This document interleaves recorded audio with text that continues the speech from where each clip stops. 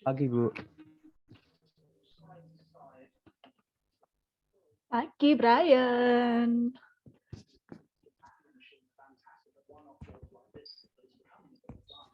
Pagi, Bu. Pagi, Elena. Wah, rajin-rajin nih yang paling pertama nih masuk. Wait. Saya ganti koneksi dulu ya. Bentar. Supaya aman.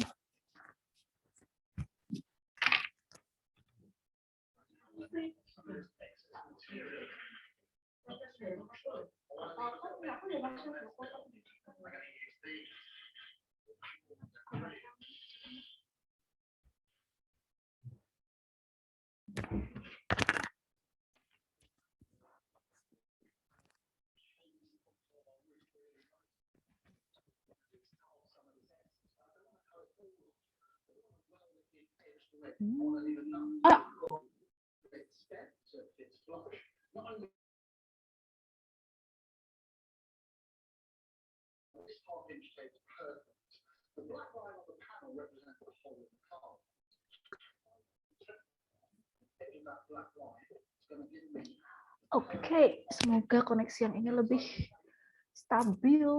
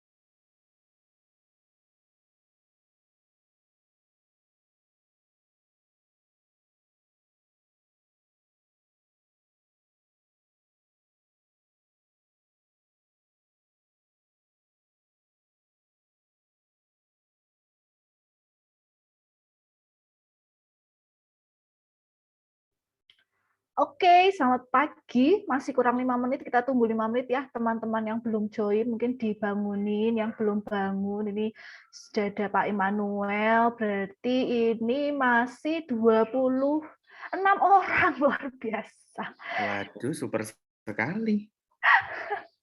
Luar biasa loh, ini tersedikit ini. Itu kurang 5 menit, tapi masih 26 orang. Kayaknya sudah mulai lelah ya. Kayaknya udah tahu Pak Im kalau ada tugas, makanya ada lebih baik aku nggak tahu aja deh daripada aku. Baik, ya dong. Ini ada bulu saya itip-itip tapi belum mandi. I want the quality.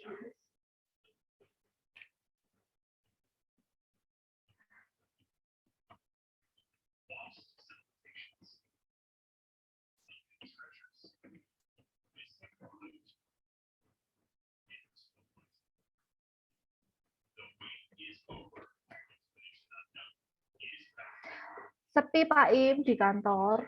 Kayaknya lagi sepi di kantor. Nyenyet, Bu, nyenyet. Nyenyet ya, kayaknya cuma bawa bapak doang ya hari ini di sana. Iya. Oh, para lelaki saja. Bu Manda, Sofi datang jam berapa ya, Sofi? Sofi jam 8. Jam 8. Oh, jam 8? Ya, dia itu kerjanya 8 sampai jam 4. Sofi, sorry. Sofi, bukan Ros Ayu. Jam 2. Oh, jam 2. Aku Tolong minta, ya Pak Ari. minta tolong Pak Ari juga sih. Pak Ari, tolong. Ya iyalah, kan bahasa Inggrisnya apik toh. Tolong ya Pak Ari, ditemani Sofinya. Boleh ini Gil, mencari Gil. Gil nang Jakarta.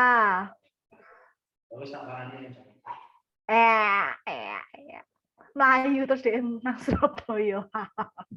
Gila. Kembali ke Perancis lah. Oh iya, saya balik nang Perancis. Menurut kamu? Ya nanti tak update. Harusnya sih nanti si Sofi akan kontak Rose sih kalau udah di sini. Nanti Rose tak suruh jemput Sofi. Oke. Si Rose hari ini editing katanya. Atau tadi nanya ke Alvin. Memang lanjutin ini sama dia nanti katanya ngeliput Jumat ini banyak acara kan dari kemarin sama hari ini tuh banyak acara di ACMC, makanya dia diminta untuk ngeliput gitu kan. Kalau kemarin kan editing terus, tapi sekalian kalau hari ini suruh pegang kamera, suruh ngeliput. Oke sih. Alright. Yuk teman-teman, nah ini sekilas info nih agenda para dosen yang padat merayap. Oke, masih 3 menit lagi.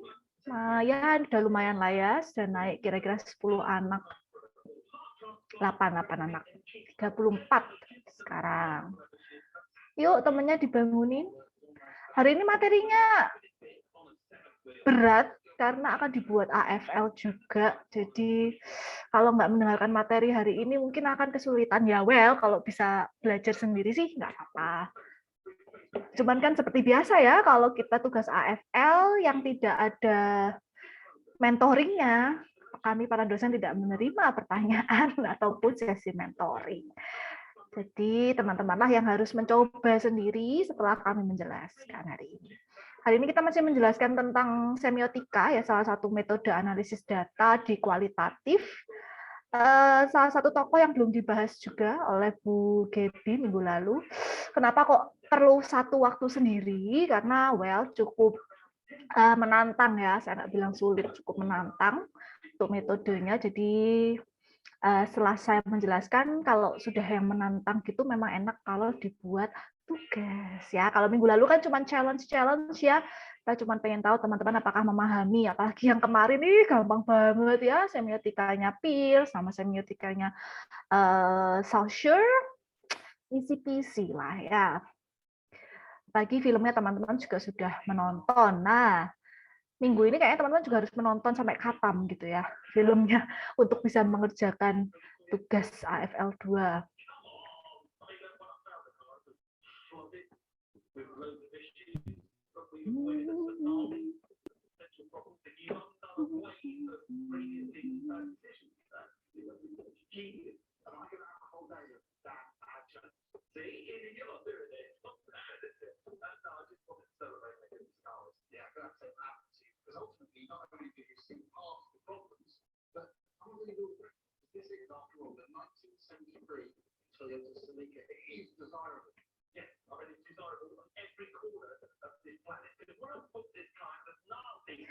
Oke, sudah jam 8. Teman-teman, selamat pagi semuanya. Kita mulai kelas ini dengan presensi seperti biasa. Silakan untuk teman-teman kelas A untuk bisa bisa scan QR code. Sudah saya share screen, ini QR-nya. Silakan. Yang tidak bisa scan, bisa bilang nanti ya setelah teman-teman yang scan.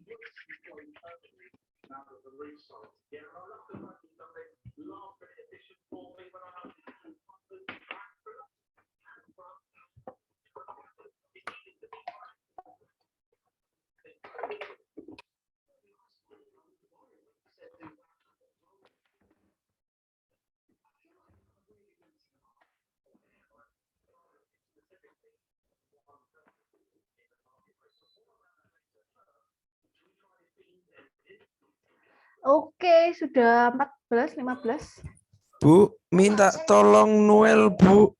Ya, Nggak bisa kebuka aplikasinya. Terima kasih. oke. Noel, Andre sudah datangkah Andre? Andre belum, tumben Andre belum datang. Brian masih ada, Brian. Ya, Bu. Oke. Ica, Ada, Bu. oke. Nanda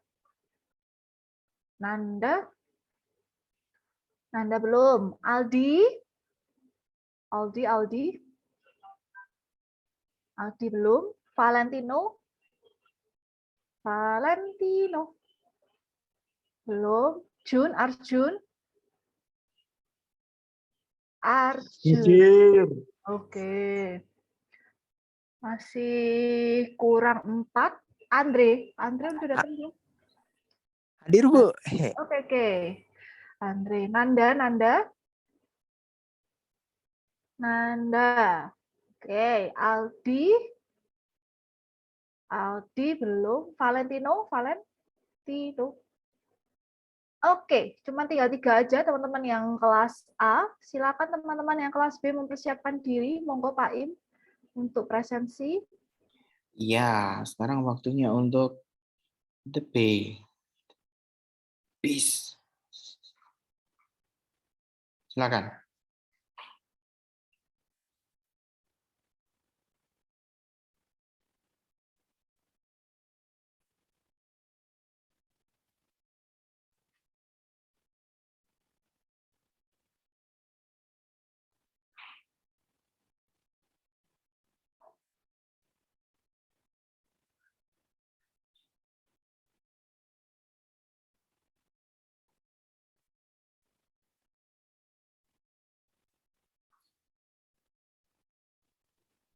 Awanda Kautsar Permisi, hadir. Pak Im. Hari ini hadir. Minta tolong dipresensikan.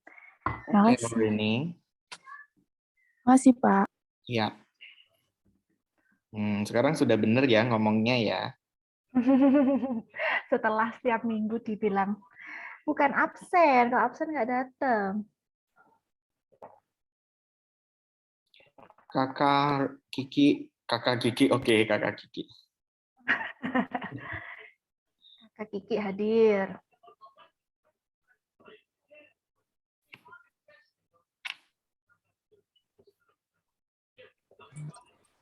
Cek kakak, cek Kiki. Cek kakak, cek Kiki. Pak Im, permisi, Dini hadir, Pak. Minta Oke, tolong Dini. diabsenkan. Kasih. Dini Winarto. Pak Im, permisi, Safa hadir. Safa. Iya, Oke. makasih Pak. Ya.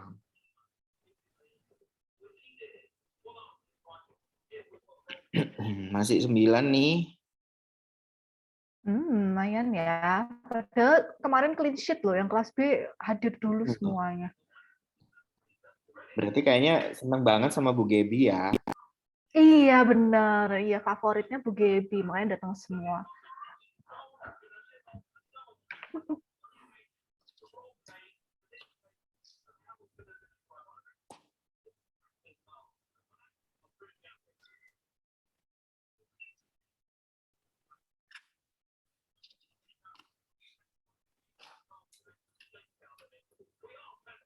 Oke, ini Aldi udah hadir kah, Aldi?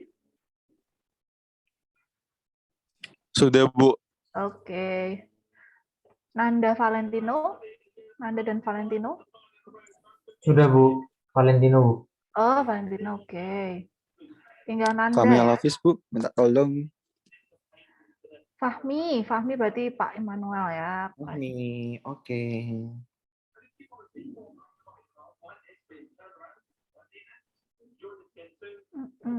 Nanda belum hadirkah Nanda? Nanda Alam. Nanda Alam. Putra Herlambang.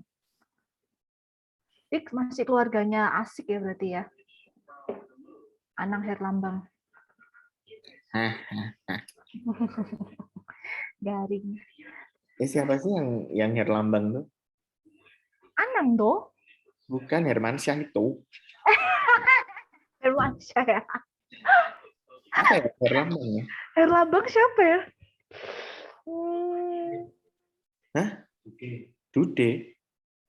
Herlino itu Herlino, woi. Oh, Ngawur. dia nggak ngerti, aku nggak ngerti sinetron. Ngawur, Rai. Sinetron tuh kan? Iya, Abang Dude. Yang istrinya itu kan ini si Sungkar itu kan. Oh iya Indra, ya Allah, Vicky, thank you.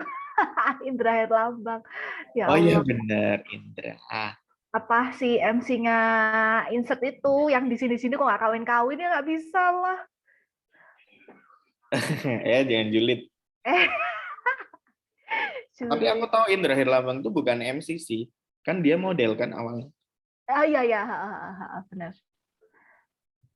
Terus terkenalnya malah ini apa namanya di insert itu. Salsa sudah hadir. Iya Salsa, sorry ya. Oke, Salsa. Sampai 2 kali loh ngecat, sorry. Salsa Faizdah. Salsa. Priscilia mana nih? Adinda Jaya, Adinda Aulia, Ila, Fiona.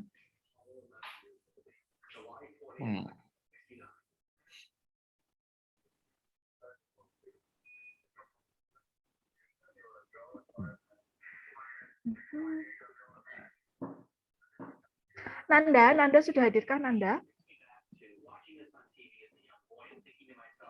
Nanda belum bangun kayaknya.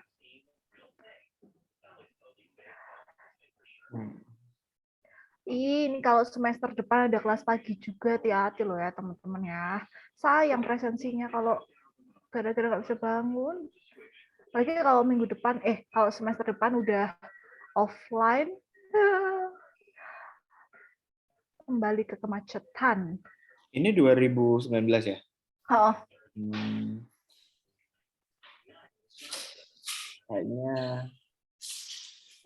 Kayaknya ada deh. Wah, nggak tahu sih. Kayaknya bakal ada sih. Karena kan kita FYI ya, ini off the record juga. Karena kita sudah diminta juga untuk mempersiapkan kelas offline, yang totally offline semester depan. Kalau yang digital marketing gitu Pak Im, jadi kita harus buka satu kelas yang offline. Serius? Kita kan paralel. Iya, kita paralel 10 kelas kan. Oh, ini kan, MKI kan? Disuruh buka, tapi at least satu kelas untuk offline. Oke. Aku kira digital marketingnya kita. Oh, enggak, bukan MKI ku. Oke, Adima. Menunggu teman-teman yang lain. Adinda Aulia, Ila sudah ada. Adinda Jaya, Priscilia, Fiona kayaknya nggak ada deh ini. Ya kayaknya kita bisa mulai lebih awal sambil menunggu yang lain. Tapi saya akan tutup.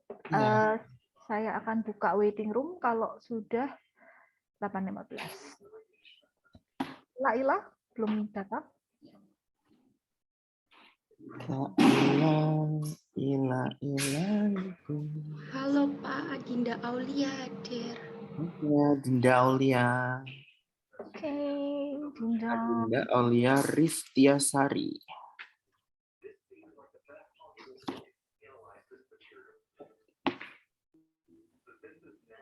Oke.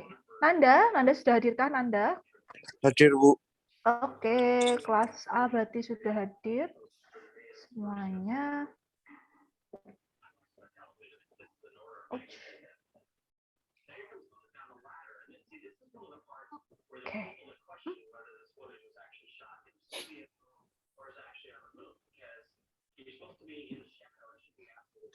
Oke, baik. 8.10 Pak Im bisa Prisil udah hadir. Oke. Prisil, thank you. Priscilia. Kurang siapa Pak? Ila ya? Kelas B masih ada kurang Ila, Adinda Jaya, dan juga Fiona. 3 ya, nggak apa-apa. Kita tunggu 5 menit, tapi sambil saya membuka aja biar teman-teman yang sudah hadir bisa langsung fokus ya, nggak ngantuk lagi. Nanti buat teman-teman yang baru datang diminta untuk ngechat aja ya supaya bisa dapat presensi kalau nggak terlambat. Oke, baik. Terima kasih Pak Im.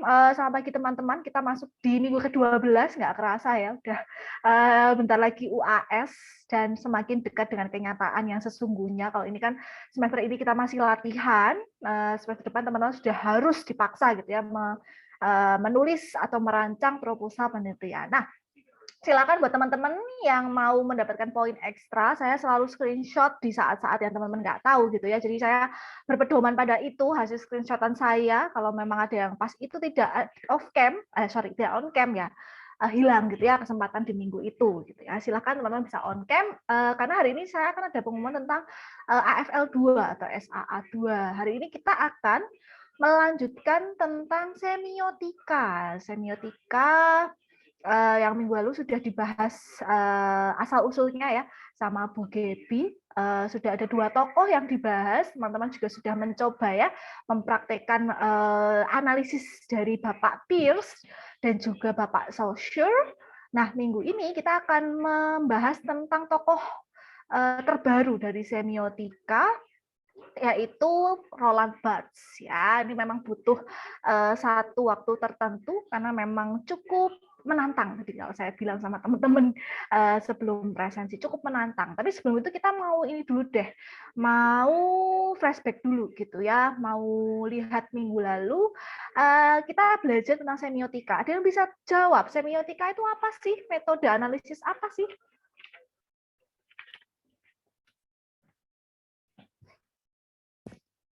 Nggak ada yang bisa jawab? Apa metode semiotika itu adalah? Analisis tanda, Bu. Analisis tanda. Oke, Josephine, tanda itu bisa kalau analisis tanda berarti tanda itu apa? Yang termasuk tanda? Tanda itu semua, Bu.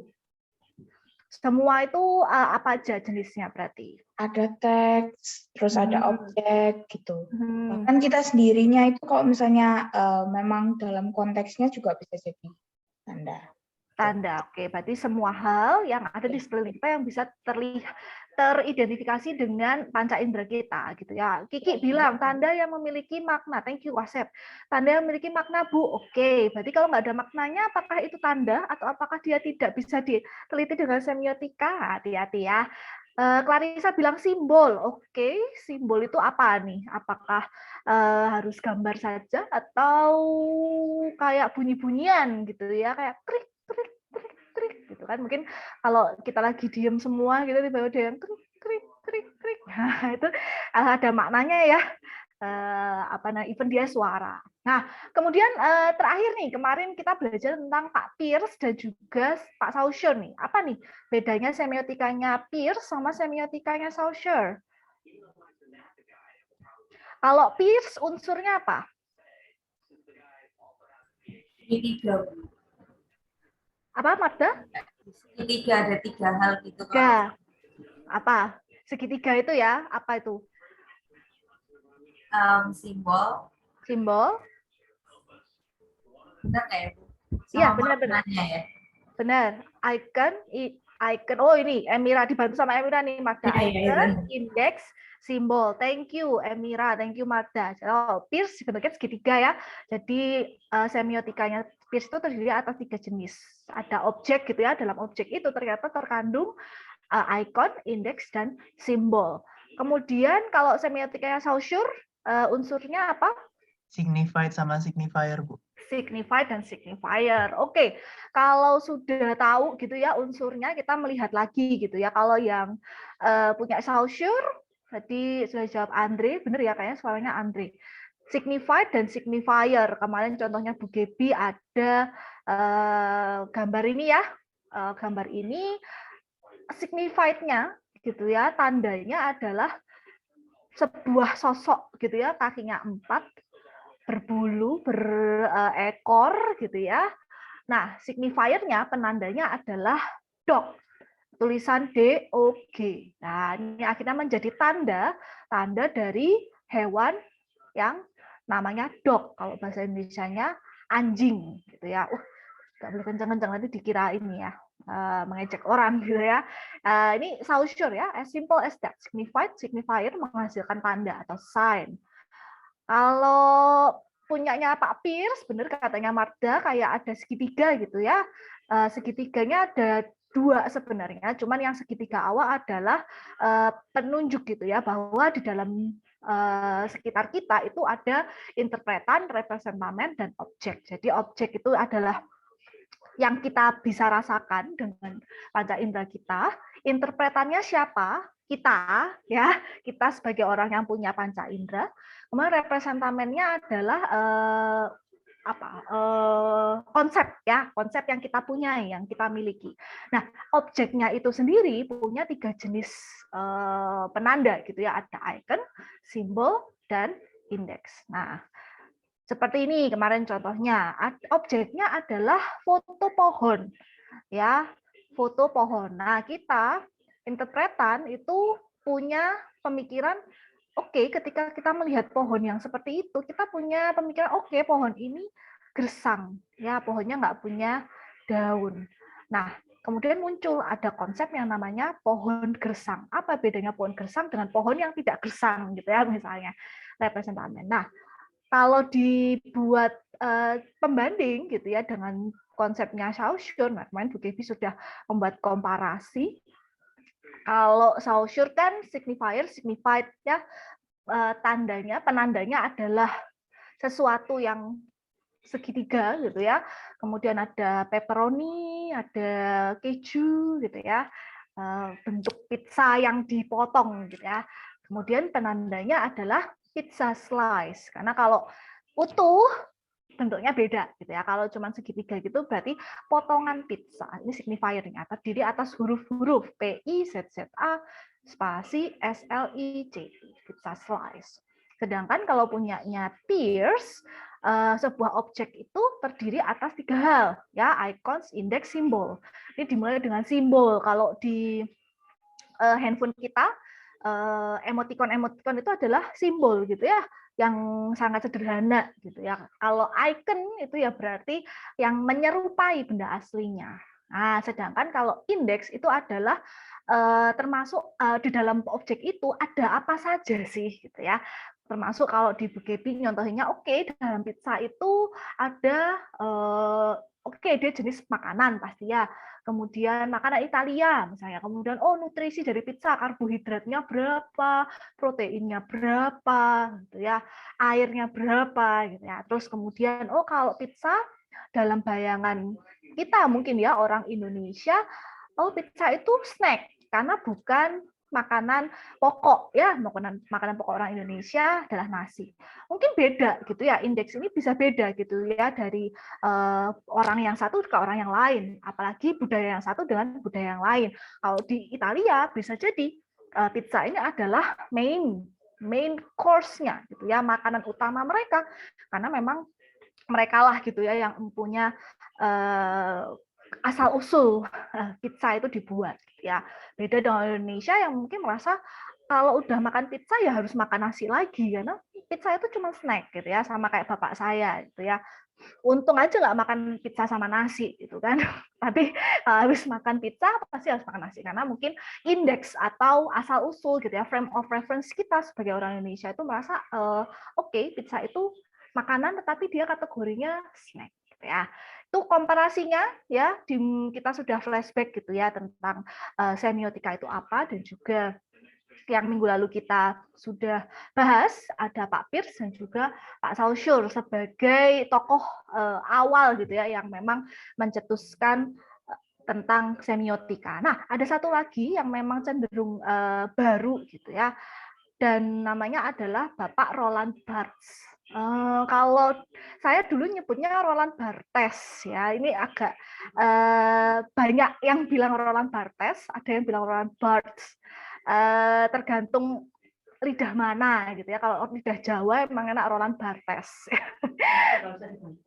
Atau kalau memang pelafalan yang benar adalah Roland Barthes, ES-nya nggak usah dibaca. Atau Barthes ya, Roland Barthes. Nah, Bapak Roland Barthes ini mencetuskan sebuah buku yang memang masih membahas tentang semiotika, tetapi merupakan pengembangan dari modelnya Saussure ya. Judulnya adalah Mythologies. Ini dia hidup di tahun 1915 sampai 1980. Jadi ya barusan meninggal gitu ya. Beda sama Pak Peirce dan juga Pak Saussure yang mungkin meninggal sudah era 1800-an. Sedangkan Pak Roland Barthes ini memang abad 19 gitu ya. Dia memang ahli sosiologi yang memang pakarnya memang di tanda, simbol, dan collective representation yang memang melingkupi bidang-bidang tersebut gitu ya, bidang-bidang topik-topik tertentu. Nah, di dalam Roland Barthes itu sendiri ada satu unsur yang ditambahkan dalam unsur-unsur semiotika. Kalau Pak Saussure hanya mengenal yang namanya signified dan signifier, ya, penanda dan petanda. Dia tidak membahas tentang konteks. Ya, yang sudah mulai membahas tentang konteks itu adalah Pak Peirce dengan menambahkan indeks.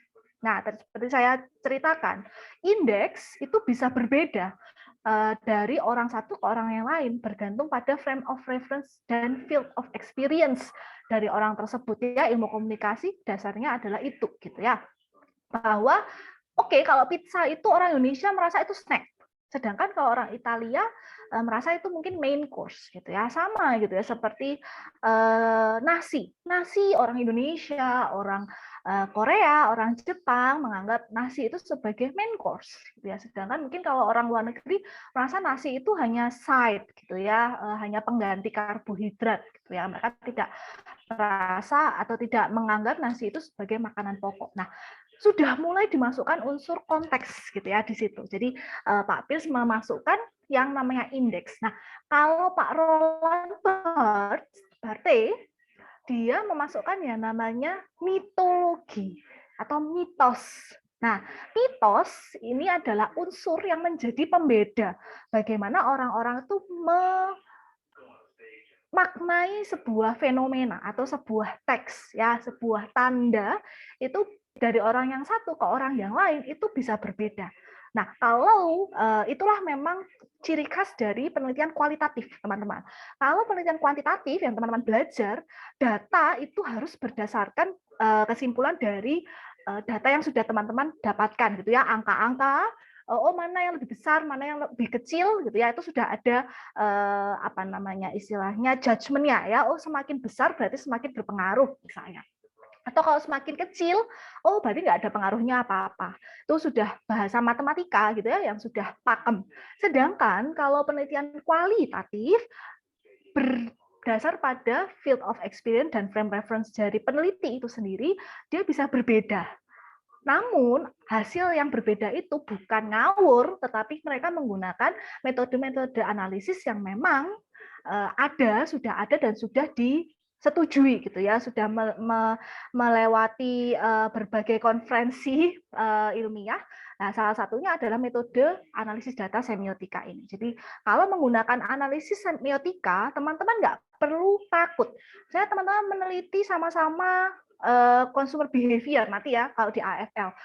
Saya tidak akan merasa bahwa teman-teman ini salah, karena bisa jadi kalian memiliki latar belakang yang berbeda, sehingga membuat pengertian atau pemaknaan dari tanda tersebut itu bisa berbeda. Tetapi nggak boleh asal ngadi-ngadi, ya, ngadi-ngadinya tetap harus berdasarkan dengan teori. Nah, salah satu konsepnya Roland Barthes adalah adanya mitos. Dari segala tanda yang ada di sekitar kita itu pasti ada latar belakang mitologisnya. Nah, kita akan belajar metode Roland Barthes ini. Nah, kalau tadi pencetus semiotika pertama kan Pak Ferdinand de Saussure ya, bahwa tanda itu dibagi menjadi dua, penanda dan petanda. Selesai gitu ya. Ada sosok tampan berkacamata, rambutnya coklat, dan ini pasti Pak Immanuel gitu ya. Ada tandanya, ada penandanya, petandanya apa? Nah, Pak Charles Sanders Peirce kemudian menyempurnakan ya konsep objek itu sendiri menjadi icon, indeks dan simbol. Menjadi tambahannya adalah indeksnya gitu ya, bahwa ada hal lain gitu ya di sekitar tanda itu yang bisa kita maknai gitu ya dari kehadiran tanda tersebut. Nah, sedangkan Pak Roland Barthes ini dia menggabungkan pemikiran dari Pak Saussure tapi dipangkat 2. Kalau matematika bahasanya dipangkatkan ke 2 gitu ya. Teman-teman lihat di kotak di bawah fotonya Pak Roland Barthes itu, tanda itu ada 2 kali pemaknaan. Pemaknaan pertama beliau menggunakan penanda konsep dari Pak Saussure, ada petanda, ada penanda. Hasil dari tanda itu sendiri kemudian dituangkan lagi dan dikawinkan dengan penanda yang lain, yaitu berupa mitos. Bingung? Oke, kalau bingung kita slide yang selanjutnya ya. Nah, kalau Pak Peirce, kalau Pak Saussure dia mengenalnya adalah penanda dan petanda. Kalau Roland Barthes dia mengenalnya adalah makna denotasi dan makna konotasi. Nah, apa itu makna denotasi? Makna denotasi adalah a sign is its literal meaning. Ya, jadi makna atau arti yang literally ya, yang sesungguhnya dari sebuah tanda. Misalnya the word dog denotes a mammal that bark. Jadi ketika teman-teman saya bilang anjing, oke, teman-teman pasti akan teman-teman sudah dapat bayangan bahwa ada makhluk berbulu berkaki 4 bunyinya kuk gitu ya. Atau misalnya saya bilang bebek, teman-teman akan melihat bebek apa dulu Bu? Kalau bebek desa berarti agak coklat, lehernya panjang, kakinya berselaput gitu ya, bunyinya wek wek wek wek. Kalau saya bilang angsa, berarti angsa itu kayak bebek, cuman dia lebih gendut gitu ya, warnanya putih, paruhnya orange gitu ya, bunyinya sama wek wek wek gitu ya. Jadi makna yang sesungguhnya dari sebuah tanda, dari sebuah kata misalnya ya. Kalau ini kan dicontohkan kata ya, word. Ini kalau teks gitu ya, denotasi. Kalau konotasi, makna konotasi adalah asosiasi dari denotasi itu tersebut. Makna lain yang meliputi dari makna denotasinya. Contoh misalnya dogness. Nah, ini kalau anjing-anjingan ini kan contohnya bukunya Pak Barthes ya, the thoughts and feeling associated with dog. Ya, misalnya kalau orang Indonesia mungkin anjing. Dia pasti menghina seseorang. Bukan berarti dia melihat hewan anjing, tetapi dia bisa sangkut pautkan tentang ketika kamu diasosiasikan dengan anjing gitu ya. Atau misalnya pencinta anjing. Berarti orang itu punya peliharaan anjing gitu ya. Misalnya suka ikut kontes anjing gitu, misalnya suka mendandani anjingnya dan lain sebagainya. Nah, dari makna denotasi dan konotasi ini kemudian muncul lagi makna yang lebih besar, yang hidup tidak hanya melingkupi dirinya sendiri, orang yang memaknai, tetapi juga yang lahir di dalam masyarakatnya, kebiasaannya, nature-nya, culture-nya. Nah, contohnya misalnya, ini mitos adalah the ideological meaning, ya, makna-makna ideologis yang meliputi sebuah tanda. Contoh misalnya dog. Kalau kita bilang corgi dog, pasti itu identik sama orang British. Kenapa kok identik sama orang British? Karena queen-nya, ratunya, punya peliharaan corgi. Jadi sudah punya makna yang lebih besar daripada hanya tanda itu sendiri. Nah, padahal corgi, pug, misalnya bulldog, dan sebagainya, itu sebenarnya jenisnya jenis anjing gitu ya. Tapi ketika kita sudah bilang corgi, anjing corgi gitu ya, berarti langsung itu pasti anjing yang Inggris ya, punyanya Great Britain gitu ya. Karena memang kita semua tahu gitu ya, kita semua paham bahwa Ratu Inggris itu peliharaannya dari masa ke masa selalu corgi gitu ya. Makanya identik dengan corgi. Nah, jadi mitos itu adalah lebih ke makna yang sangat ideologis, yang memang sudah turun-temurun ada lahir di sebuah budaya. Jadi tidak hanya meliputi orang yang memaknai saja, tetapi sudah direpresentasikan ke dalam budaya mereka. Kalau maknanya Pak Saussure, signified dan signified selesai gitu ya. Ada hewan berkaki 4, dog selesai. Ya, kalau ikon indeks simbol, kalau ikonnya anjing itu mungkin jangan lupa ada kupingnya sama ada ekornya gitu ya. Kalau ikon indeksnya berarti apa? Oh, di dalam anjing itu terdapat apa sih? Oh, dia bunyinya guguk-guguk. Terus oh, dia ini man's best friend ya, sahabatnya manusia. Terus kemudian saya pintar jika dilatih gitu ya. Oh, enak dimakan. Apa namanya? Anjing ini juga bisa dibuat makanan gitu ya. Jadi hanya sebatas itu gitu ya. Sedangkan kalau makna dari semiotikanya Barthes, dia sudah sampai ke mitos, ya. Apa yang melingkupi, makna ideologis apa yang melingkupi sign tersebut, tanda tersebut, ya, jauh lebih besar lagi, ya, melingkupi skup sebuah budaya. Oke, sampai sini paham? Oke, mudah-mudahan saya nggak kecepatan ya, ngomong kalau saya kecepatan saya dikasih tahu. Nah, untuk bagannya atau formulanya dari semiotika Barthes itu adalah seperti ini, teman-teman. Jadi, pemaknaan yang pertama itu adalah levelnya denotasi. Jadi, ada fenomena apa, signifier-nya apa, signified-nya apa. Ya, jadi makna denotasi yang pertama itu adalah apa, gitu ya, yang kalian lihat. Kemudian, apa makna yang melingkupi dari tanda itu. Oke, kalau sudah berarti dia akan menjadi sign. Ya, dari sign itu dia berubah lagi jadi signifier. Jadi makna yang baru akan menjadi signifier yang kedua. Kemudian kalian kaitkan dengan ideological meaning yang ada di sekitar tanda itu, kemudian lahirlah yang namanya mitos. Ya, jadi di Barthes dia ada 2 level pemaknaan. Makanya tadi saya bilang ya, sama kayak Saussure, tapi dipangkatin 2. Ya.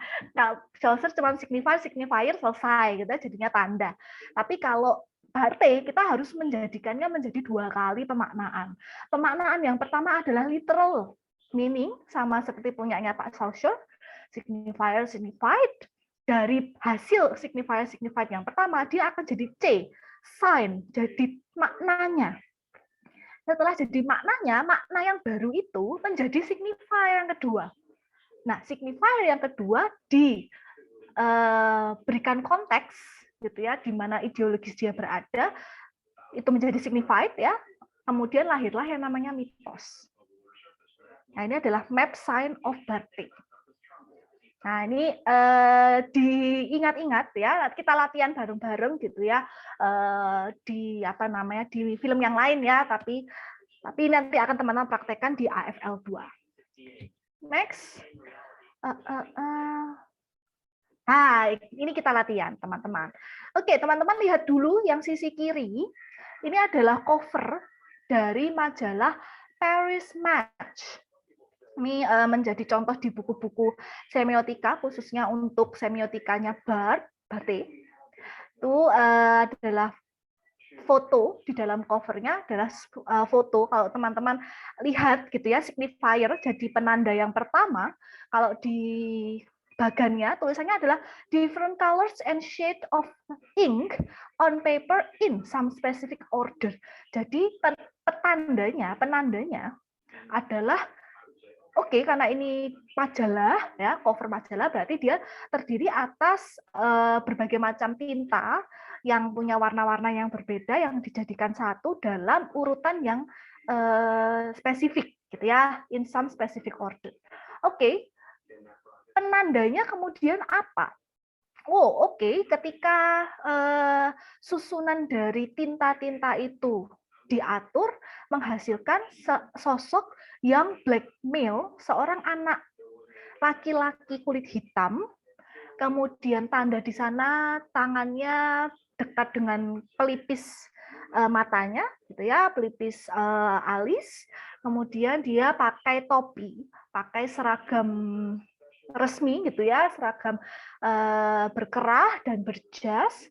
Nah, seakan-akan dia, nah, artinya apa? Ya, artinya sign yang pertama yang hasil dari signifier 1 ke signifier 1 adalah young black male salutes French flag. Ya, karena ini majalah Paris ya, Paris Match ya. Kita mengasumsikan oke, dari penanda dan petanda yang pertama dia adalah seorang anak laki-laki yang memberikan hormat. Hormat kemana? Di mana-mana kalau kita memberikan hormat itu kan kepada sesuatu yang agung gitu ya, yang kita hormati, ataupun ke sosok yang kita hormati. Nah, kita asumsikan karena dia menggunakan pakaian formal, pakaian apa ya ini, kalau di PNS namanya korpri ya, baju yang biasanya untuk upacara. Oke, kita bisa mengasumsikan, memaknai bahwa oh, anak ini sedang memberikan hormat kepada bendera Prancis. Ya, nah ini tanda yang pertama. Nah, tanda yang pertama ini kemudian menjadi penanda yang kedua.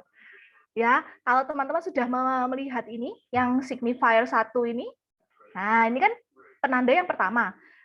Kemudian ketemu petanda yang pertama menghasilkan makna, menghasilkan tanda. Ya, tanda ini kemudian dirubah menjadi penanda yang kedua. Nah, jadi akhirnya ini yang black male salutes French flag itu kedudukannya sama seperti signified 1. Ya, tapi ini yang bagian kedua. Nah, kemudian kita pertemukan lagi nih dengan petanda signified. Nah, kira-kira gitu ya, dia kan menggunakan pakaian korpri nih gitu ya, menggunakan topi, menggunakan pakaian korpri.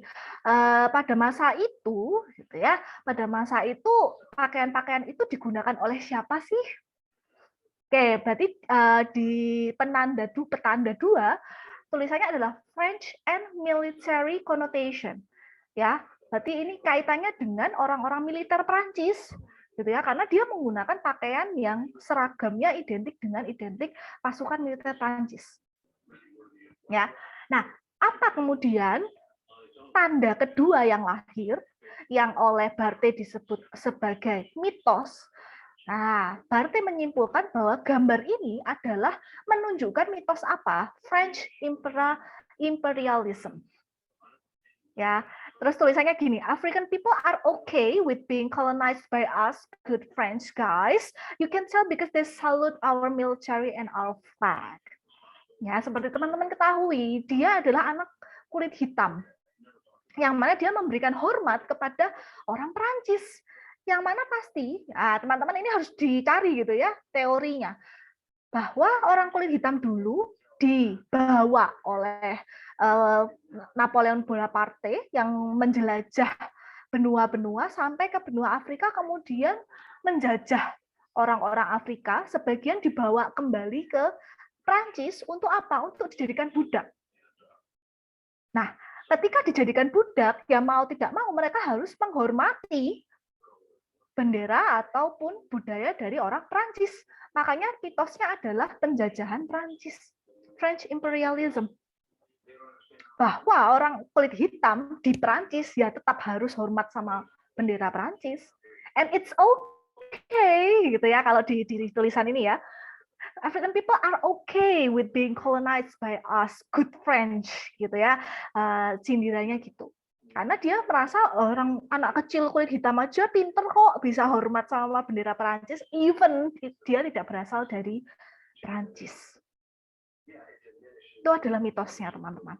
Dan kenapa kok bisa muncul mitos French imperialism? Ini adalah berdasarkan teori dan juga fakta. Makanya saya bilang tadi, kalau melakukan pemaknaan pada penelitian kualitatif, tidak boleh ngadi-ngadi. Tetap semua harus berdasarkan teori. Jadi penanda yang pertama, dan juga, tanda yang pertama, nih yang pertama nih teman-teman, sign 1 yang menjadi signifier 2 ini bisa ada teorinya gitu ya. Ini kan hasil dari ini ya teman-teman. Nah, signified yang kedua ini harus ada teorinya, dan sign mitos yang lahir itu harus ada teorinya. Jadi apapun yang teman-teman maknai itu harus berdasarkan teori. Dari mana Bu teorinya? Dari buku. Makanya teman-teman kualitatif semua harus berdasarkan teori. Gitu ya. Ada pertanyaan dulu untuk contoh ini? Kalau nggak ada, saya mau memberikan contoh yang lebih. Oke. How about this one? Nah, oke. Nah, sekarang teman-teman yang ini deh melakukan penanda dan petanda yang pertama. Yang pertama dulu deh level yang signifier, signified. Kalau yang signifier apa nih? Kalau dari gambar sebelah ini. Dua wanita yang melepaskan gimana kata-katanya ya, Bu? Nggak apa-apa, nggak apa-apa. Gimana? Kalau Andre memberikan kata-katanya gimana? Dua orang wanita yang pertama berkulit hitam, menggunakan baju coklat, membuka baju dan berubah menjadi wanita berkulit putih menggunakan baju berwarna biru. Oh enggak, maaf deh, 3 orang nih. 3 orang ya? 4 Dri. 4 ya? Hah? Itu orang kedua sama orang ketiga beda, Dri. Iya, kayaknya 4 deh. Oke, berarti literalnya berarti 4 orang wanita pakai baju yang beda-beda, tapi mereka posisinya melepas baju gitu ya, Andre ya? Iya, 4 ya? Iya, 4. Oke, itu signifiernya kita sepakati. Ada yang beda mungkin? Ada yang nggak setuju? Nggak gitu. Sepakat ya? Oke, kita sepakat nih. Kalau signified-nya,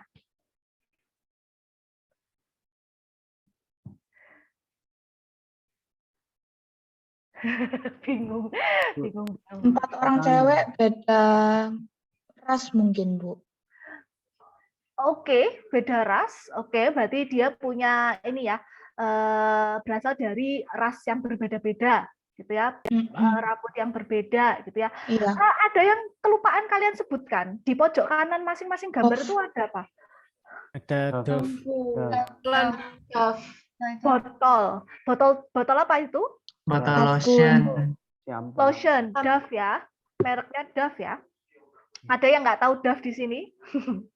Ya, kita asumsikan itu botol Dove. Ada yang tadi bilang lotion, Bu. Oke, mari kita asumsikan lotion. Karena mungkin teman-teman tadi ada yang menyebutkan kulit yang berbeda. Berarti kalau signifiernya itu tadi, signifiednya itu tandanya apa nih?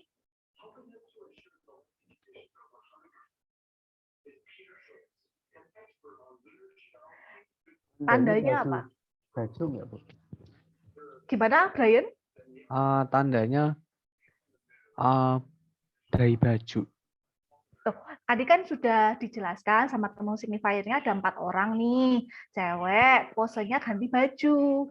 Terus kemudian signifiernya, oh itu ada botol lotion yang kemudian diidentikan dengan 4 cewek yang rasnya beda. Tandanya apa nih? Berarti artinya apa? Kalau pakai Dove, kulitnya bisa lebih cerah, Bu.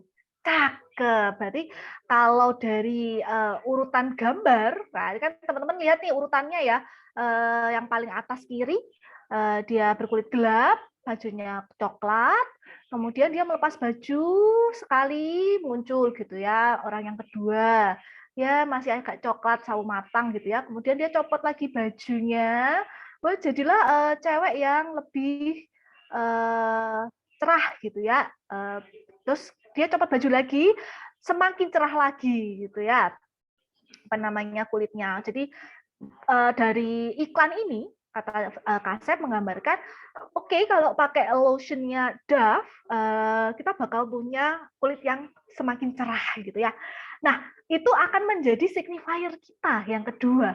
Nah, dari signifier itu kita akan pertemukan dengan signified yang kedua. Apa kira-kira teman-teman yang makna yang lebih besar dari itu?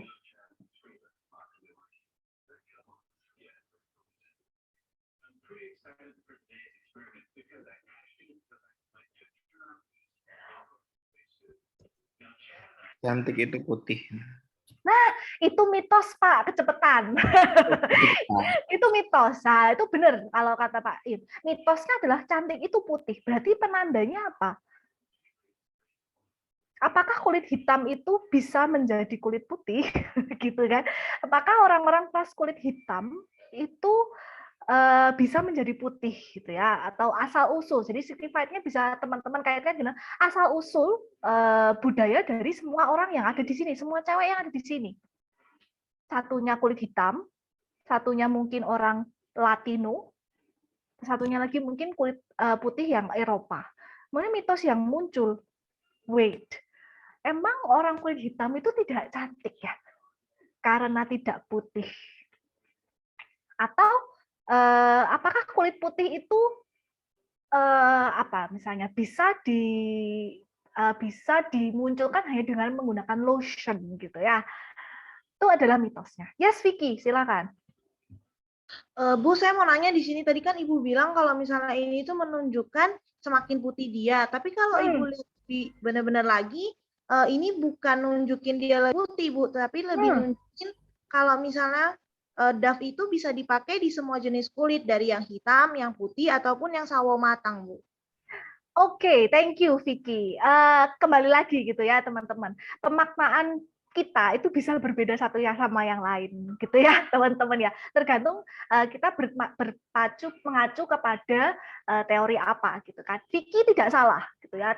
Pak Immanuel juga tidak salah. Teman-teman mungkin ingat ya, iklan ini pernah saya jadikan contoh di kelas International Communication. Waktu itu kita membahas tentang racial discrimination, bahwa iklan Dove ini menyinggung beberapa pihak karena mereka memaknainya sebagai apa? Seperti Pak Immanuel tadi. Loh, bentar. Kalau yang kulit putih ini tiba-tiba lepas baju jadi lebih putih dengan orang yang berbeda, berarti dengan memakai Dove ini apakah kita bisa mengganti kulit kita secara drastis? Dan kemudian, ketika kita dengan kulit yang hitam seperti yang gambar paling atas, kita pakai itu, kita tidak menjadi cantik. Nah, yang dikatakan Vicky adalah konfirmasi dari marketingnya Dove. Yang dikatakan Vicky adalah, oh enggak, maksud kami dengan membuat kampanye dengan iklan seperti ini adalah, seperti Vicky tadi ngomong, bahwa Dove ini bisa dipakai untuk segala jenis kulit. Pemaknaannya seperti itu. Maksud mereka membuat konten ini seperti itu. Tapi kembali lagi, ilmu komunikasi mengacu pada dua hal, frame of reference dan field of experience. Ketika ada yang memiliki pemikiran seperti Pak Immanuel, mengacu kepada mitos, bahwa semua yang di media, kalau putih itu pasti cantik. Makanya ada produk namanya Dove Lotion, yang dengan gambar ini memperlihatkan ketika kamu menggunakan ini sekali, kan boleh nih, ini kan urut nih, gitu ya. Pertama, dia lepas baju jadi lebih cakep, gitu ya, lebih putih, gitu ya, lebih terang. Lepas baju lagi jadi lebih putih lagi. Kan kita boleh ya memaknai itu. Oh, oke, berarti produk Dove ini memutihkan kulit dalam berapa kali pemakaian, gitu kan? Tapi kemudian mitos yang melingkupi budaya di sekeliling produk ini adalah, apakah putih itu selalu cantik? Nah, itu adalah mitosnya, teman-teman. Itu mitos, ya. Jadi itu pemaknaan yang hasil pemaknaan kedua itu yang dilakukan oleh Barthes. Dia mencari itu, dia mencari konteks budaya yang dia namakan mitos, di mana budaya tersebut lahir atau di mana budaya tersebut berada. Di mana tanda itu berada. Ya, itu adalah semiotika Barthes. Kalau Saussure, dia berhenti hanya signified, signifier. Oh, berarti dengan mungkin tadi tandanya sudah selesai sampai di dengan menggunakan produk Dove, wanita bisa lebih cerah. Selesai. Tapi kita tidak melihat konteks kecantikan wanita atau konteks di mana produk itu berada, itu seperti apa. Itu yang dilihat oleh Barthes. Oh, Andre, ternyata cuma 3 orang ya, Andre. Kayaknya yang mungkin karena ini foto ya, jadi kita nggak bisa tahu gitu ya berapa. Jadi memang iklan Dove ini menjadi perdebatan, gitu ya, menjadi isu waktu itu bahwa wah ini menyinggung nih ya ras tertentu karena merasa bahwa oke, yang cantik itu cuma kulit putih. Atau kamu harus menjadi putih supaya kita bilang cantik. Gimana caranya pakai supaya lebih bisa putih? Pakai Dove. Even you are African. Itu mitos yang dicari. Sampai sini paham ya, teman-teman? Tadi dengan akhirnya Vicky tadi, terus teman-teman juga menyampaikan itu tadi, gitu ya, ada perbedaan. Which it's okay, it's fine. Itulah the beauty of qualitative research, gitu ya, teman-teman. Tapi kita juga harus punya dasar teorinya. Kalau teman-teman nanti cari, gitu ya, di buku ataupun di jurnal, standar kecantikan wanita. Banyak, gitu ya. Standar kecantikan wanita di media, nah, khusus di media. Ini kan media ya, iklan, gitu ya, iklannya Dove itu seperti apa? Gitu ya. Jadi semua yang makna yang kita hasilkan itu harus based on teori yang sudah ada. Contoh, ini 2 contoh, gitu ya. Nah, contoh yang lebih tadi kita sudah belajar tentang ininya ya, yang media cetak gitu ya, media yang terprint gitu ya, yang still foto gitu ya. Ini kan dari cover majalah, kemudian ini juga mungkin dari video, tapi kita screenshot gitu ya, menjadi sebuah rangkaian gambar gitu ya, menunjukkan istilahnya runutan kejadian. Nah, gimana kalau movie? Nah, kan kemarin kita sudah nonton 2 film ya. Kalau gambar tidak bergerak, oke lah, gampang ya. Kita bisa lihat judulnya, bisa lihat atributnya gitu ya, hanya satu itu. Tapi kalau dengan film seperti apa? Mungkin teman-teman ingat ini di kelas International Communication saya rada narsis gitu ya, bahwa saya waktu S2 itu meneliti tentang representasi rasial superhero dengan menggunakan studi semiotikanya Roland Barthes. Di sini saya mencari tentang unsur-unsur rasial kulit hitam yang ada di film Captain America Civil War 2016. Yang belum nonton angkat tangan. Kebangetan sih kalau belum nonton.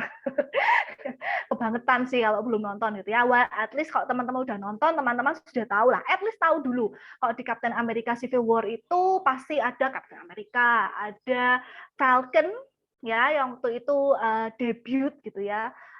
Melanjutkan usahanya dia gitu ya bersama Captain America, kemudian debutnya Black Panther, kemudian ada juga Iron Man, pokoknya Avenger muncul gitu ya, semuanya di situ karena mereka mereka tidak setuju gitu ya terhadap suatu peristiwa yang kemudian mereka harus bertemu untuk saling bertarung gitu ya. Nah, di film ini saya mencari tentang isunya apa. Kalau di mata kuliah ini kan teman-teman consumer behavior ya. Kalau di sini saya mencari tentang representasi rasialnya. Nah, di mana saya spesifik ke representasi ras kulit hitam. Kita lihat dulu ininya.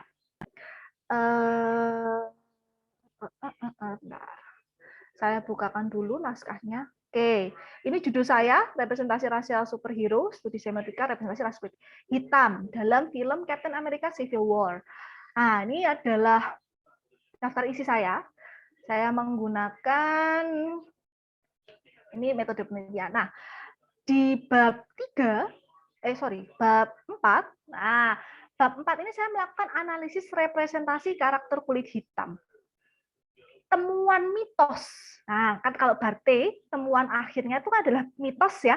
Jadi yang tadi Pak Immanuel sudah sampaikan, bahwa untuk wanita cantik itu harus putih.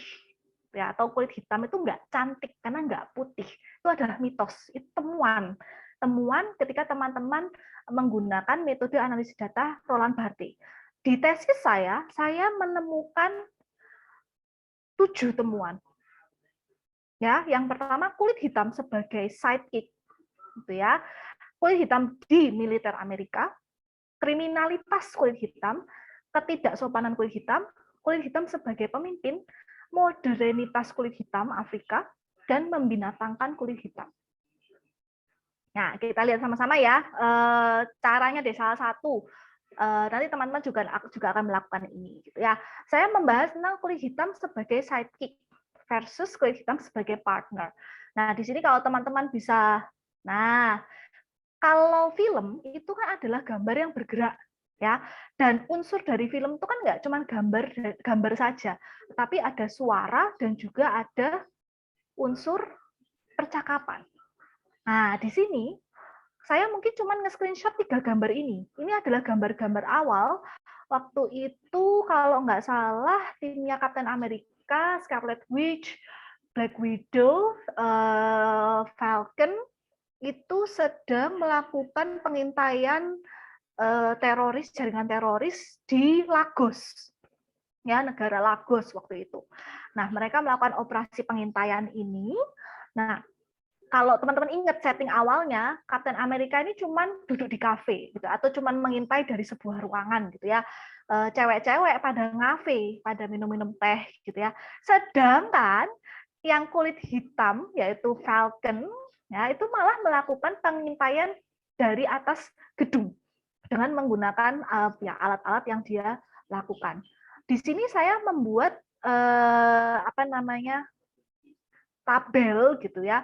Tabel ini itu adalah tabel-tabel yang sudah saya sederhanakan sih. Sebenarnya ini teman-teman nggak boleh pakai ini ya, karena saya besok akan minta jenis yang seperti tadi, seperti yang di gambarnya anak kulit hitam di majalah Paris tadi ya, sama di iklan Dove tadi. Akhirnya sebenarnya sudah saya sederhanakan gitu ya. Karena ini film, maka unsur penanda yang saya gunakan adalah bagaimana adegan ini diambil. Ya, medium shot, kombinasi eye level, pencahayaan dan lain sebagainya. Petandanya adalah ketika dia digambarkan seperti ini, gitu ya, berarti ada hubungan personal dengan objek, kadang terdominasi dan kadang sejajar, namun tetap berdedikasi dan optimis. Nah, mitosnya adalah, nah ini kan konteksnya adalah yang kerja dia nih, sedangkan Captain America tinggal nerima laporan doang.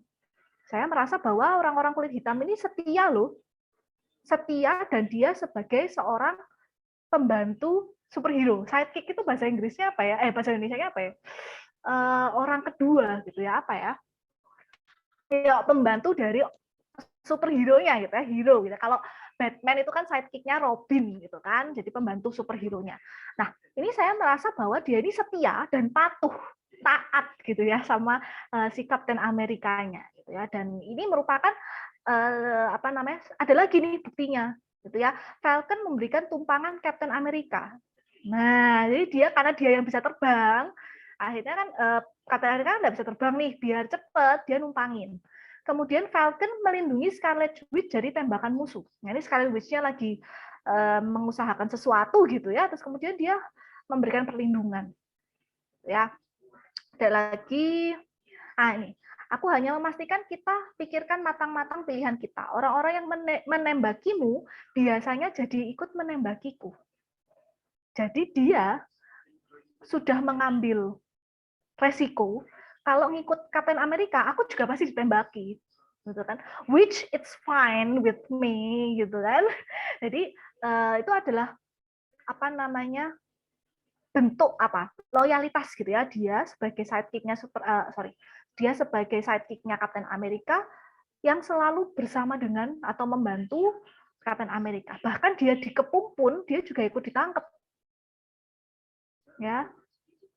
Ini kayak ini adegan yang setelah di bandara akan kutangani Vision, kau menuju jet. Tidak, kau yang menuju jet, kalian berdua. Sisanya tetap di sini. Kan si Captain America mencoba menyelamatkan Bucky ya, Bucky Barnes, sahabatnya Captain America yang difitnah oleh si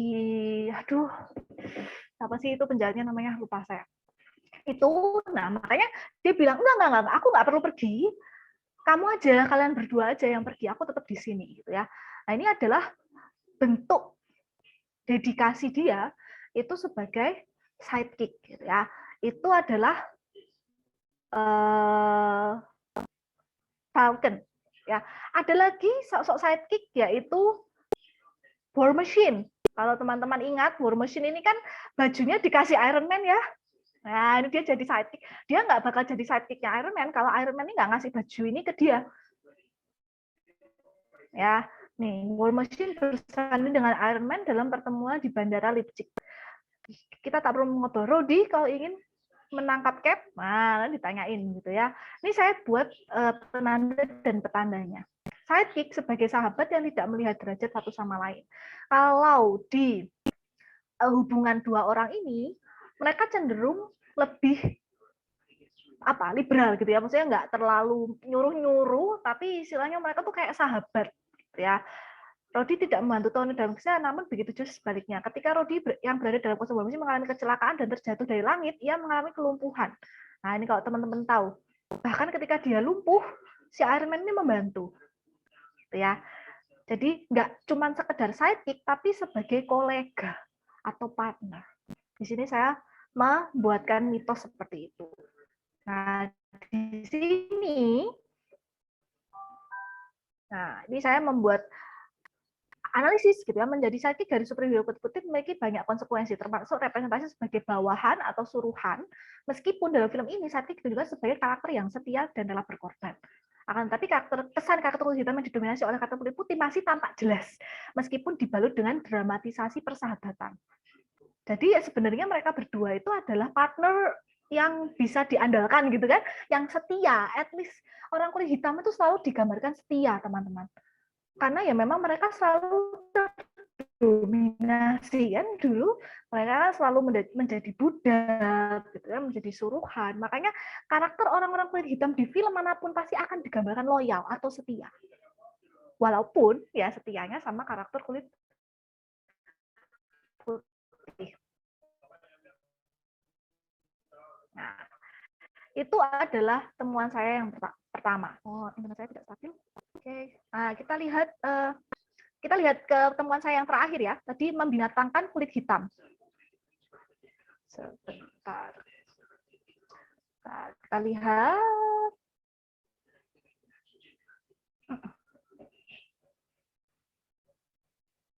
Oh, ini modernitas. Bentar. Kita lihat yang temuan saya yang terakhir ya. Membinatangkan kulit hitam. Kenapa harus Falcon? Sidekick-nya Captain America, kenapa sih harus Falcon? Ya kan? Ya, soalnya punya ini Bu, punya sayap. Makanya kan kayak apa namanya, hewan gitu ya, hewan kayak elang gitu. Makanya dibilang Falcon. Oke, nggak apa-apa gitu ya. Tapi kenapa kok harus Black Panther? Hewan lagi ya. Coba sebutkan ke saya, kulit putih man. Kayaknya hewan cuma Ant-Man ya. Iron Man nggak hewan, Captain America nggak hewan. Siapa sih pemanah itu? Itu nggak hewan. Hawkeye nggak hewan ya. Hulk monster sih, tapi at least dia nggak hewan gitu ya. Nah, unsur namanya tuh tidak hewan. Black Widow apalagi, Captain Marvel apalagi. Oh iya, Hawkeye elang ya, hewan ya. Oke, Hawkeye.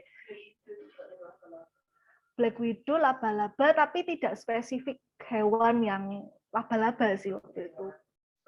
Maksudnya kostumnya tidak ada sangkut pautnya dengan hewan gitu ya. Hawkeye.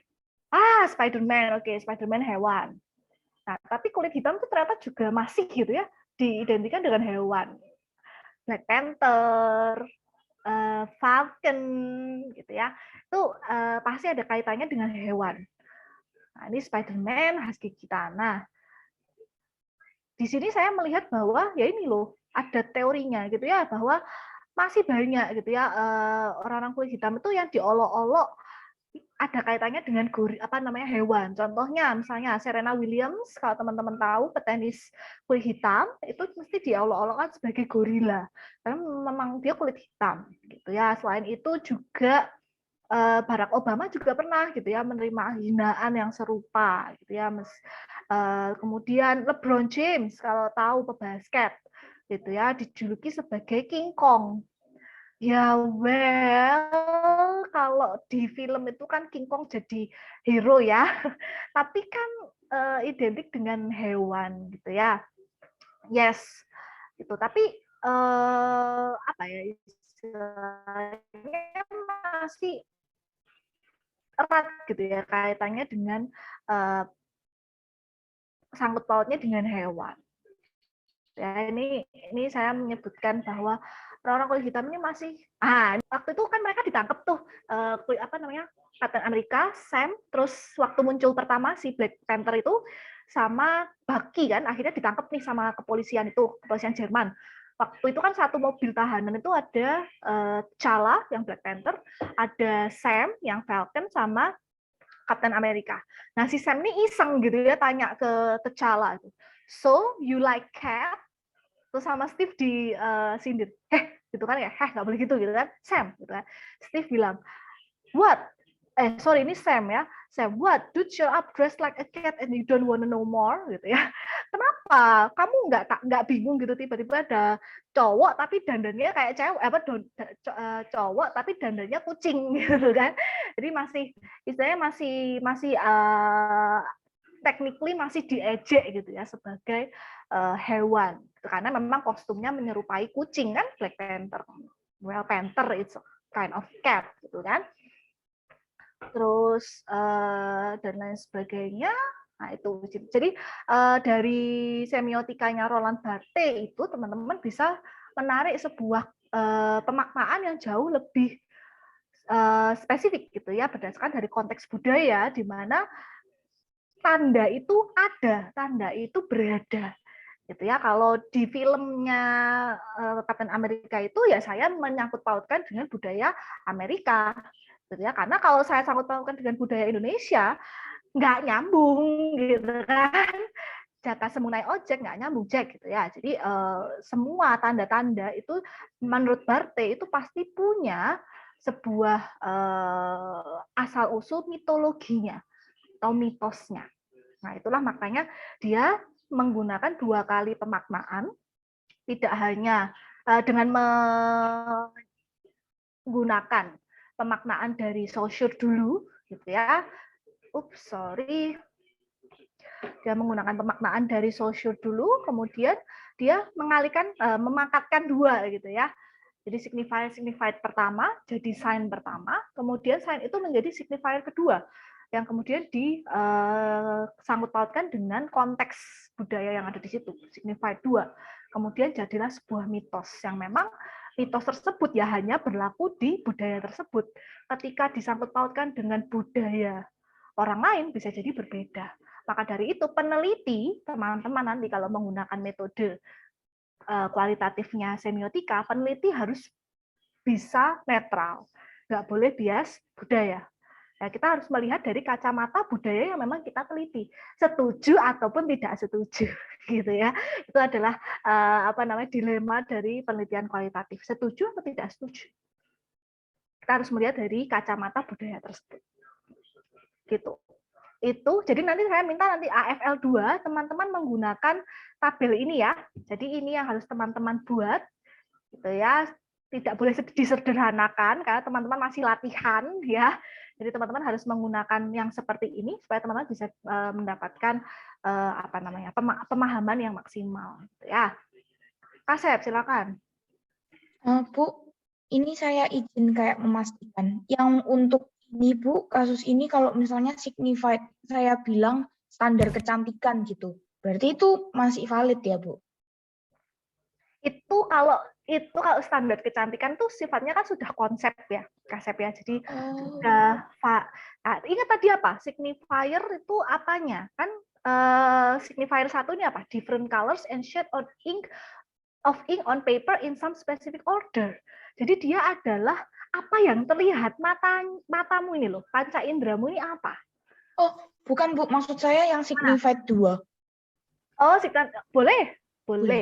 Ya. Boleh, standar kecantikan. Oke, standar kecantikan berarti mitosnya apa? Gitu ya. Kalau tadi kata Pak Im, oh berarti yang putih itu yang cantik. Cantik. Iya, Bu. Yes. Ya. Gitu. Itu ya, teman-teman. Oke, sama-sama. Jadi nanti teman-teman menggunakan yang seperti ini.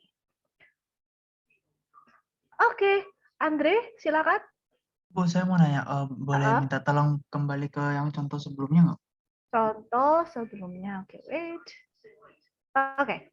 Agak bingung, Bu. Jadi ya signifier kan apa yang kita lihat di gambar gitu ya, Bu. Contohnya misalnya kemarin kalau kita lihat di Confession of a Shopaholic kan misalnya ada manekin gitu kan. Oh gitu kan signifiernya ada manekin menggunakan baju Benar. apa-apa kayak gitu kan.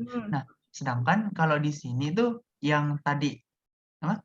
Yang tadi saya pikirin tuh yang di signified 1 itu signifier satunya, Bu. Jadi kayak ada anak muda, ada anak kecil berkulit hitam dengan tangan dekat kepala menggunakan menggunakan topi kayak gitu, Bu.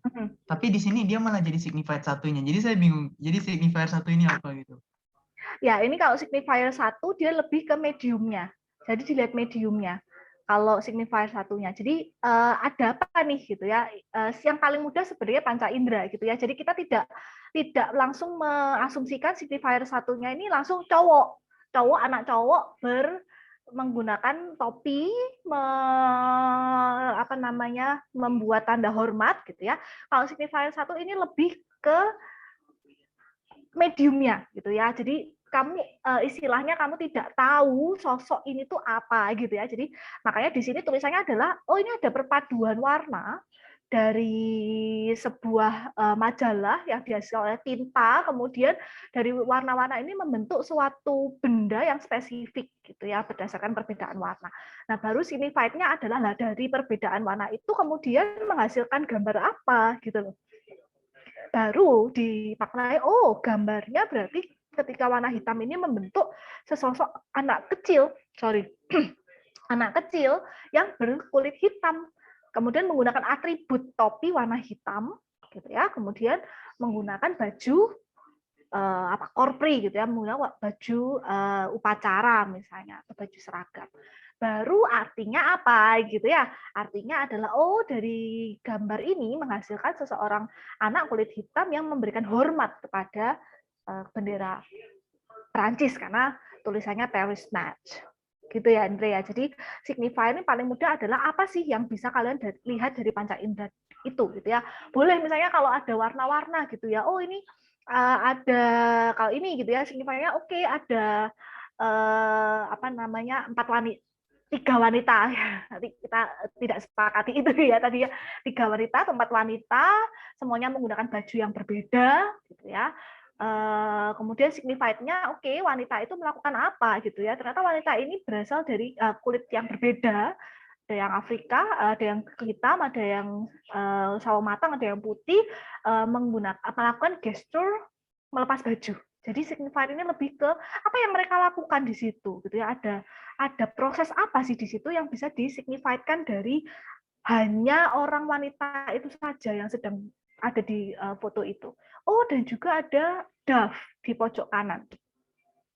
Baru kita melihat sign-nya apa, maknanya apa. Gitu ya, Andre dan teman-teman. Jadi gitu.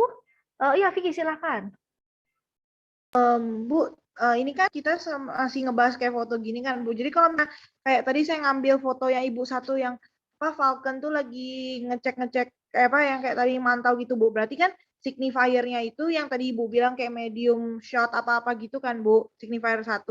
Habis itu signified satunya itu berarti kayak ini ada orang pakai kayak sayap-sayap kayak gitu-gitu kan, Bu, pakai kacamata gitu. Jadi nanti sign signifier 2-nya berarti apa namanya tadi? Ada Falcon kayak gitu kan, Bu. Signifier 2 itu ini ada Falcon kayak gitu-gitu, terus signifier keduanya itu orang yang lagi mantau, baru mitosnya itu yang orang hitam jadi sidekick gitu maksudnya. Signified-nya harus sudah menjelaskan konteksnya, Vicky. Gimana maksudnya, Bu? Signified-nya harus menjelaskan konteks. Bahwa apa? Ya, di konteks itu dia memantau karena apa? Karena diminta sama orang kulit hitam kan? Diminta oleh Kapten Amerika kan? Jadi bahwa si Falcon itu berada di atas gedung itu sedang memantau atas perintah dari Kapten Amerika. Baru bisa diturunkan menjadi mitos. Jadi signified ini konteksnya. Konteks adegannya. Baru mitosnya.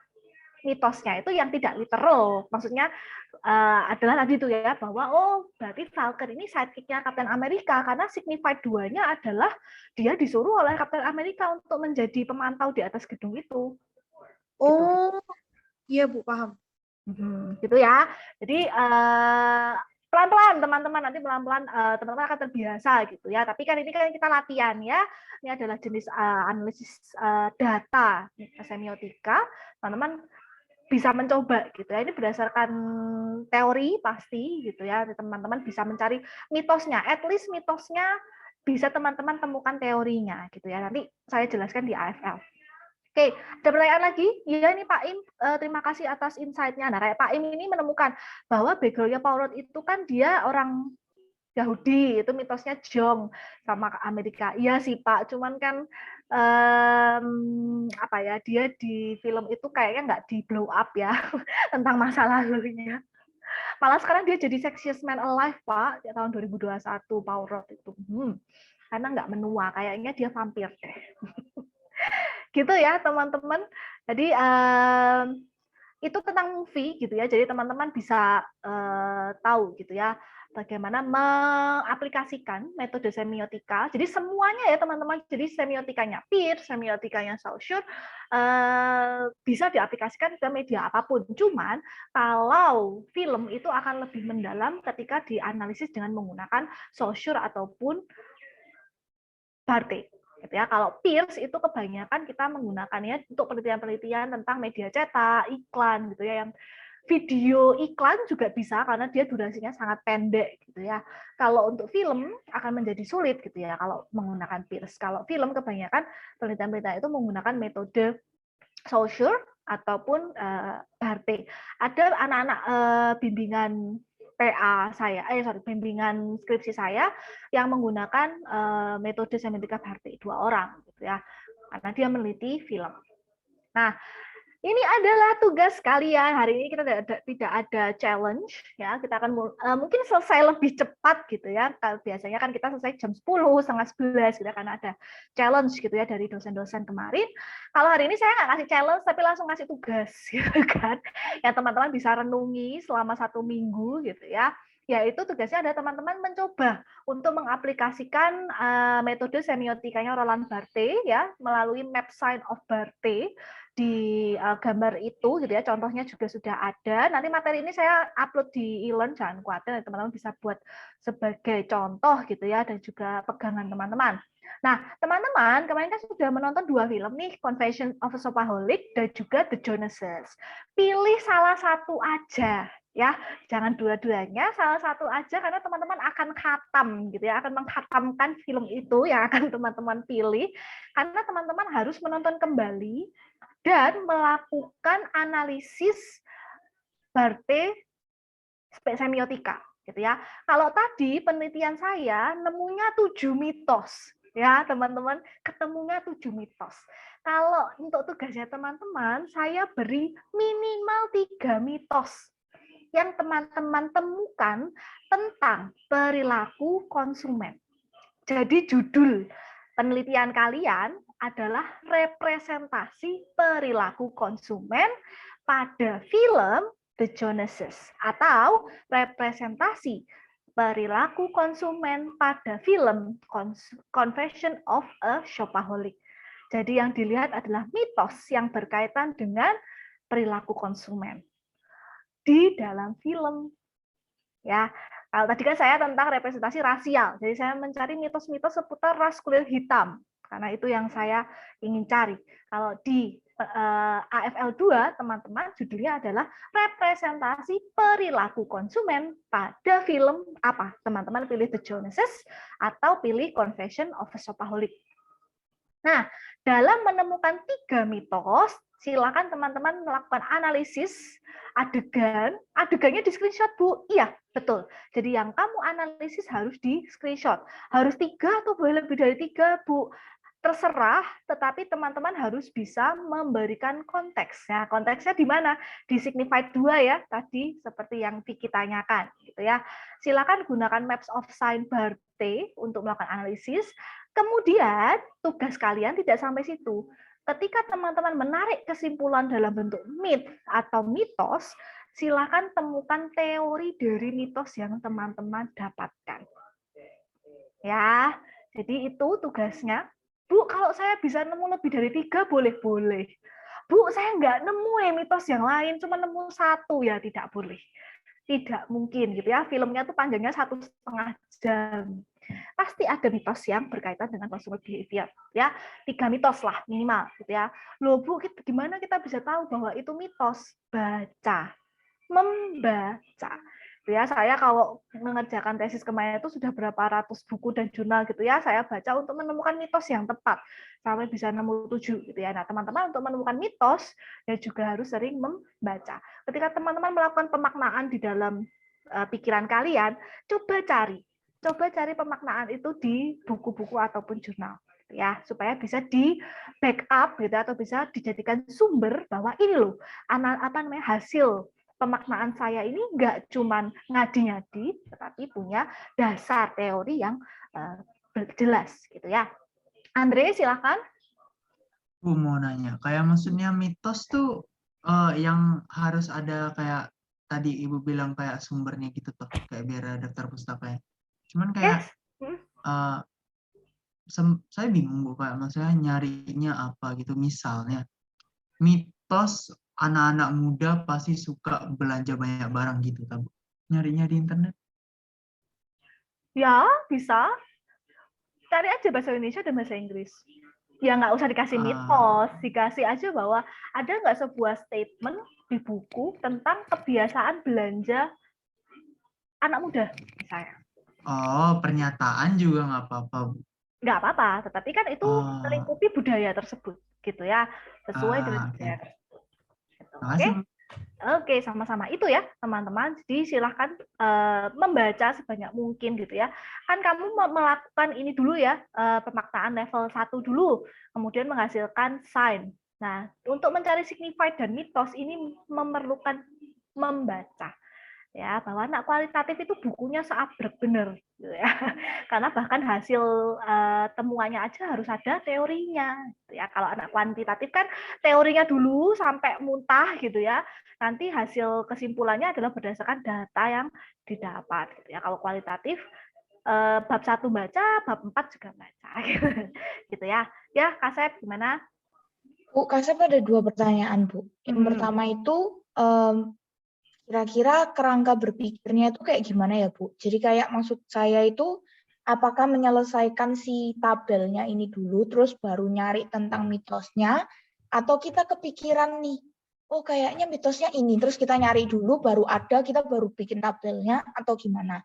Terus yang kedua itu, kalau tadi saya lihat di punyanya Ibu yang tesisnya Ibu itu kan kayak ada yang tidak pakai screenshotan gitu, Bu. Jadi kayak dialognya langsung. Nah, itu apakah kita boleh kayak gitu atau untuk tugas ini kita difokuskan untuk screenshot aja? Oke, Kasep. Thank you. Untuk kerangka berpikir, gunakan yang kerangka ini dulu baru teorinya. Kalian, saya yakin gitu ya, kalian pasti sudah punya ketika menonton, kalian pasti sudah melakukan pemaknaan ya. Terus teman-teman browsing dulu gitu kan sebenarnya. Cuman kan itu curiosity kalian itu menjadi dasar ketika kalian melakukan ini. Bener nggak sih asumsiku ketika aku turunkan menjadi map of sign-nya Barte ini, keluar mitosnya bener nggak seperti itu? Sebenarnya kan kalau di pola berpikir kita seperti itu. Tetapi kalau untuk penelitian, gunakan dulu analisis ini untuk kemudian menarik sebuah mitos. Nah, kemudian mitos itu yang kalian jelaskan. Oh, kenapa sih kok adegan ini tuh sesuai dengan mitos ini? Karena ini loh. Gitu. Jadi kerangkanya adalah gunakan tabel ini dulu, baru kalian bisa membuktikan dengan mitos tadi, teori tadi ini loh, karena seperti ini. Tapi kan sebenarnya namanya penelitian, kalian pasti sudah punya asumsi ya, sudah punya asumsi, tinggal kalian bisa mencari mitosnya. Itu untuk kerangka berpikir. Yang kedua, untuk yang dianalisis, apakah boleh hanya percakapannya saja? Boleh, tapi tolong screenshot percakapan itu, gitu ya. Jadi teman-teman boleh, gitu misalnya dalam screenshot ini kalian menarik mitosnya dari percakapannya, karena ingat ya katanya Bu Gebi, tanda itu bukan hanya gambar, gitu ya, bukan hanya simbol, tapi teks atau audio bahkan atau penunjang, gitu ya, back sound ya, lagu yang ada di film itu juga bisa diteliti. Itu juga boleh teman-teman. Jadi boleh silakan teman-teman berikan konteks apa yang teman-teman analisa di dalam map of sign-nya Barte gitu ya. Kalau memang bisa di screenshot bisa di screenshot, silahkan di screenshot. Kan kalau kemarin filmnya semuanya ada terjemahan bahasa Indonesianya ya, jadi silahkan di screenshot. Kalau teman-teman mau menambahkan unsur background atau misalnya mau unsur suara gitu ya, sound effect gitu ya, bisa silahkan, boleh gitu ya. Itu jawaban saya, Kasep, mudah-mudahan membantu teman-teman juga. Silakan Jun. Bu, saya masih bingung cara menemukan teorinya, Bu. Anggap aja kan kita pakai contohnya Pak Aim. Kalau kita tuh ada asumsi bahwa cantik itu harus putih. Nah, ketika saya cari di internet, teori cantik itu harus berkulit putih, itu keluarnya kayak semua dari berita gitu loh, Bu. Nah, yang disebut teori itu yang gimana sih? Kok jadi bingung Carinya saya? di Google Scholar ya, Oh, teman-teman. iya. Carinya di Google Scholar dan jangan hanya berpatokan pada bahasa Indonesia. Gunakan juga bahasa Inggris karena sumber-sumber itu belum tentu semuanya berbahasa Indonesia. Makanya kenapa jurnal-jurnal yang dulu diwajibkan Bu Gebi untuk dibaca, saya juga pernah mewajibkan untuk membaca, semuanya berbahasa Inggris ya. Gitu ya Jun ya. Jangan menyerah ya, jangan menyerah dulu gitu ya, perjalanan kalian masih panjang, gunakan ini sebagai latihan gitu ya teman-teman. Kalau nyari jangan di Google Scholar, itu sudah pasti jurnal, buku gitu ya. Kemudian jangan bahasa Indonesia doang, bahasa Inggris dong, karena semua yang buku-buku babon yang kemudian dibuat referensi oleh orang-orang Indonesia ya semua berbahasa Inggris. Gitu ya. Ada lagi yang mau bertanya? Bu, ya, Vicky kah ini? Teorinya ambil di jurnal atau buku kan, Bu? Jurnal boleh, buku boleh. Iya, makasih, Bu. Oke, ini adalah tugas kalian minggu depan. Apa saja ketentuannya? Yang harus ada adalah screenshot ya. Jadi teman-teman silakan gunakan screenshot adegan yang dianalisis, terus jelaskan apa yang kalian analisis ya. Gambarnya, adegannya, sound effect-nya, ataupun percakapannya gitu ya. Kemudian sumber buku yang digunakan untuk membuktikan mitos. Buku boleh, jurnal boleh, nggak harus buku ya. Hasil penelitian orang yang dipublikasikan di jurnal itu juga bisa menjadi dasar kalian menyebutkan bahwa ini loh, betul bahwa mitos ini tuh memang sudah terbukti ada. Ya, kemudian jangan lupa sebelum itu kalian harus melakukan analisis dengan menggunakan map of sign-nya Bartik. Apa yang dilarang nggak boleh copy paste ya, plagiarisme, gitu ya. Kemudian terlambat mengumpulkan dengan berjuta alasan, tidak mengumpulkan dalam miliaran alasan saya juga tidak terima. Kemudian apa yang harus dikumpulkan, silakan diupload di e-learn. Yang dikumpulkan adalah PDF, tidak ada format, tapi yang harus ada, gitu ya. Di tabel yang harus ada itu harus ada semuanya. Kemudian deadline-nya kapan? Deadline-nya adalah Kamis minggu depan, malam kok, jam 23.59. Supaya hari Jumat kita bisa membahas bersama-sama. Ya beberapa lah ya, bisa kita bahas bareng-bareng gitu ya. Nah, minggu depan kita harus say goodbye pada metode analisis data semiotika. Minggu depan kita akan belajar hal lain yang ada kaitannya juga dengan kualitatif pastinya ya, metode analisis data kualitatif, tapi kita sudah harus say goodbye sama semiotika. Minggu depan kalau tidak salah yang mengajar adalah Bu Luisa lagi. Tapi kalau nggak salah metodenya adalah analisis framing. Nah, ini buat teman-teman yang suka komunikasi politik gitu ya, kebijakan-kebijakan pemerintah ya, analisis berita ya, analisis sentimen, image-nya pejabat gitu-gitu ya. Ini mungkin Esther sama Sylvie juga sudah tahu gitu ya, sudah pernah saya ajak penelitian tentang itu. Nah, itu minggu depan kita akan membahas itu gitu ya, analisis framing, dan kita harus say goodbye terhadap metode semiotika. Ada yang mau ditanyakan? Ya, Brian. Makanya semisal itu hasil screenshot-nya itu dikasih penjelasan gitu nggak apa-apa ya? Boleh, mau jadi kayak saya itu tadi boleh. Ya. Teman-teman dalam adegan gambar ini adalah adegan apa gitu ya, teman-teman menceritakan. Ya jangan panjang-panjang ya Brian ya, kan itu kan kayak berita di koran tuh loh Brian, kan kalau ada foto kan penjelasannya dikit ya. Iya. Iya, thank you. Boleh Brian, silakan teman-teman boleh memberikan penjelasan tentang gambar tersebut. Ini Pak Immanuel memberikan file apa ini Pak Im, bisa dijelaskan? Enggak, Bu. Maksudnya saya kayak gambar, terus saya kasih tulisan kecilnya sedikit, terus kasih penjelasannya gitu lagi nggak apa-apa ya? Boleh, Brian, boleh. Oke. Yuk, Pak Im ini apa nih? Franz Fanon. Black Skin White Man. Oh, ini ya. Klasik tentang kulit hitam sih. Oh, ini ya yang membantu Arjun ya, Pak ya. Ya, PM mau Aku lo Jun, tuh lo, dan Pak Im aja lo nemu. Ya jangan pakai bahasa Indonesia ya. Pakai bahasa Inggris dong, kuwi lo enek gitu ya. Ya teman-teman ya, jangan anti dengan bahasa Inggris atau sumber-sumber yang berbahasa Inggris gitu ya.